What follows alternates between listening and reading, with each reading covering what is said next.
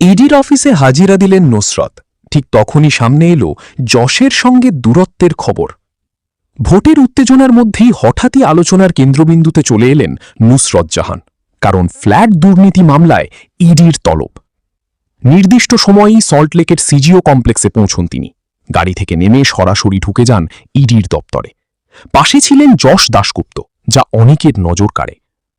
তদন্তের সূত্র বলছে, রাজারহাটের একটি ফ্ল্যাট সংক্রান্ত অভিযোগ ঘিরেই এই জিজ্ঞাসাবাদ। ওই সংস্থার সঙ্গে নুসরতের নাম জড়িয়ে থাকায় তাঁকে ডাকা হয়েছে। কিন্তু ঠিক এই সময়েই সামনে আসছে আরও এক চমকপ্রদ খবর।